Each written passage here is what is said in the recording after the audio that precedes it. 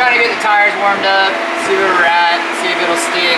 What was the AFRs on that? It was 12.2 to 12.5, which is, you know, about where I try to start. Like, well, I try to get like 11. We're gonna shoot for 12 though, but I saw it starting to head up, you know, so cut it off. But that's why I just do that initial, like a couple whacks, trying to get the tires to stick, and then after that, I'll do like a quick little just pop. But really, for like a guest tune out of the blue, it looks, dude, that shit's like. Yeah, so I mean, you got the little gradual, you know. Yeah, it's starting to fade up. So like 12.5. If it had stayed 12.5, I would have let it go a little bit longer. Right. But you know, trying to watch this, glance over at the log, all that stuff. So the first couple of hits, plus it was real warm because we let it idle. I was trying to get the tires to warm up. So basically what we'll do now is I'll go back to your laptop. I'll make some changes to this from what I saw. And during that time, we'll let it cool. Then once I'm happy with like where this is at and the timing curve is at, then we'll let it cool off, and then we'll, you know, try to make a power pull. And we're only in 5th gear right now. So 6 is 1 to 1. So with how short the tires are and all that stuff, I think we can pull 6. I'll have to look at the gear ratio though. Because if it's like a 240 something with a 26, that's the same as like a 277, like a Camaro with a 28. Yeah. And we'll end up on the long side, but these stock blowers really don't pull all that high anyway. So if we cut it off for like 65, 66, we should be fine.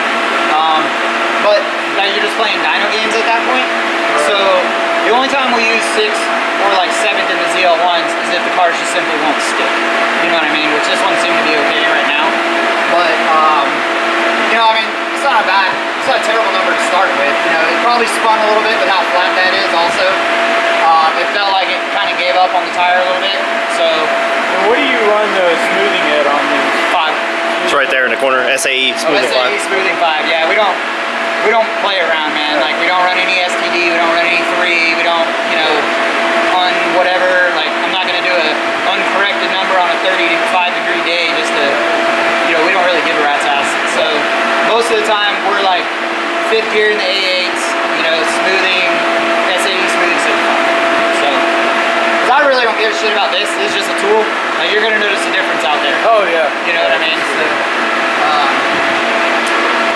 So right now I'll just go up here to like this, you know, wherever the math curve said. I'm guessing probably 8,800 hertz, maybe a little more because the tube's pretty small. But so we'll just put a full point in right here, a half a point in down here, and then we'll blend it.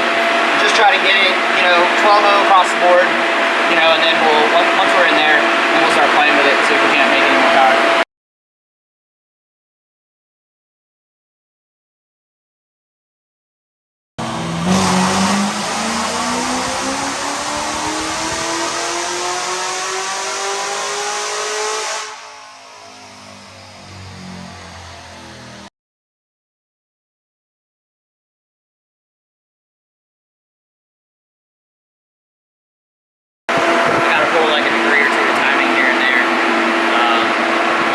Trans tune that you sent over, that's just done, right? You don't have to mess with it, or? I'm gonna look back at it to make sure the shift points and all that other stuff.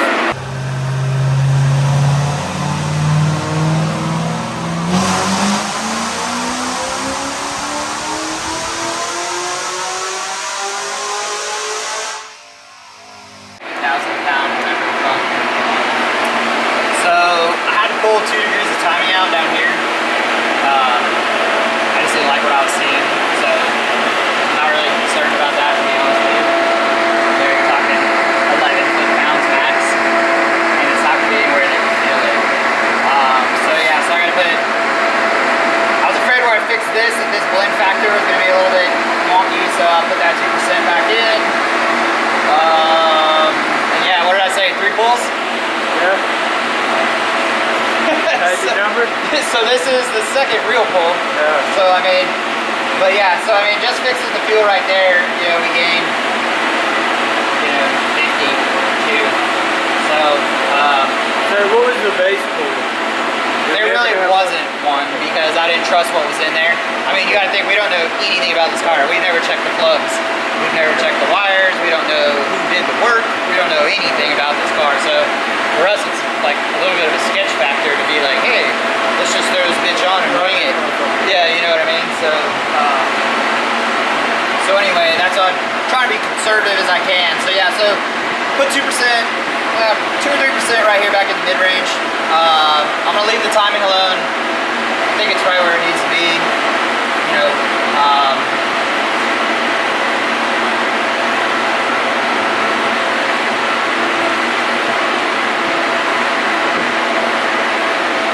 we'll do a 6-gear pull next. That'll put a pretty good load on it.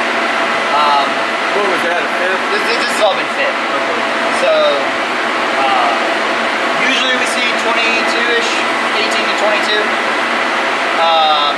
between the 2 gears. I mean, we'll see. I actually haven't done one of these in 6 gear yet. We did a Camaro the other day and it gained 14 or 15 wheel. That black one. Narrow that down. Yeah. But yeah, so we'll see what it does in between the 2 gears. Look out in the parking lot, just saying Camaro. Yeah. Even black Z06. Yeah. Pick one. That's what Ben said. I think we cornered the market on black Z06s. And white ZL1s. We got all of them. Yeah, so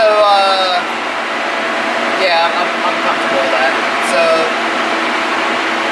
yeah, and right now, I mean, we're on a dead hot blower. You know, we pull the blower down, it's probably 30, 40 wheel anyway. But I try to do everything as like hot, nasty, repetitive, like you've been going down the road, you know what I mean? So, and then, you know, we make a money number later, you know, cooled everything down as if you were at the track, you cooled everything down, took it down to the line and made your hit. So that way we know like the separation factor, and I know in the tune, okay, at max load, max heat, you know, where are we safe? So yeah, I'll touch this up right here and it should be that. Let's see what, let's get a close up on it.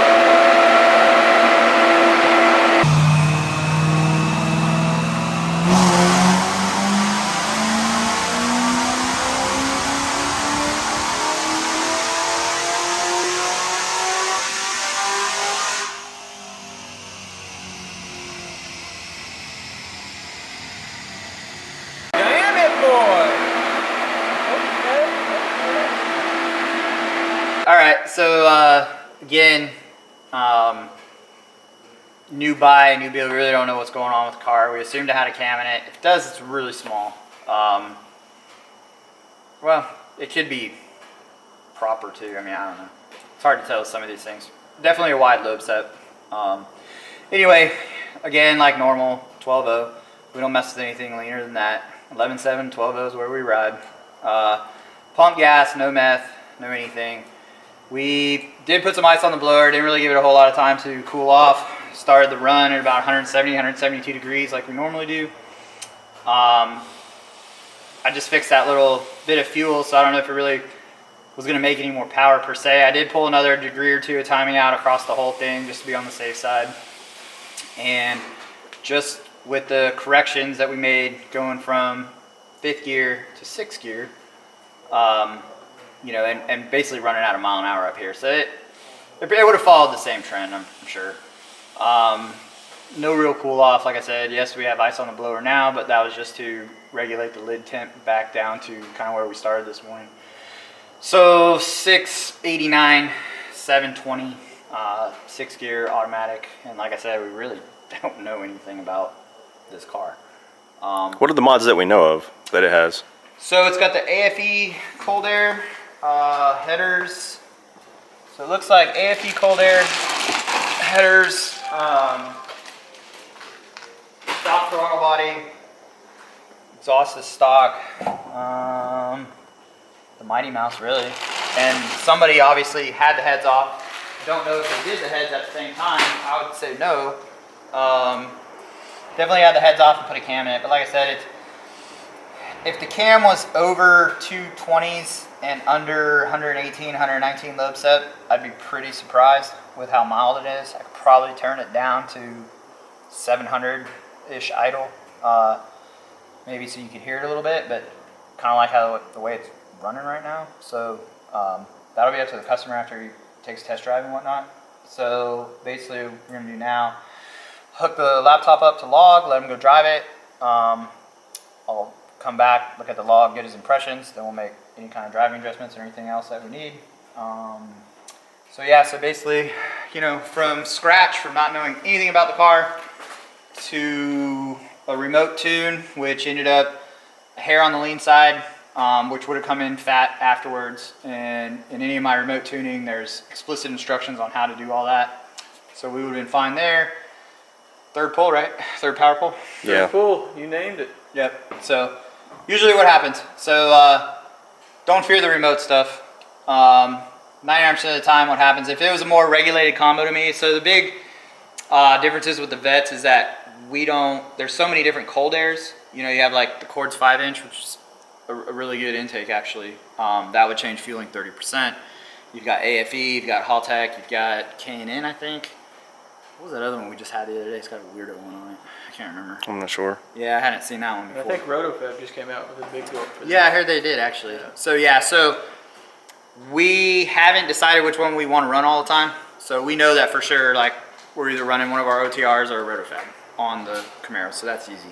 But these, whenever we go out with a remote, even on the C7s right now, it's always, you know, air on the side of safety, put in a lot of extra fuel because I don't know what cold air, and cold air is the most detrimental thing to your tuning that there is, and that will change and stuff like that. So anyway, yeah, this is basically the portion now. I mean, what did we strap it down at? 9:30? It's 10:58, so hour and a half. We usually schedule 2 hours on dyno days per customer. That's for strap down, unstrap, drive around, all that other stuff. So we'll let him go for a drive. The log, I usually don't ride with customers just because I've had some customers that didn't know how to drive. No offense. So, you know, I'll look at the log when he gets back, get his impressions, make any kind of adjustments needed, and in that meantime, we'll strap your car down and we'll go from there.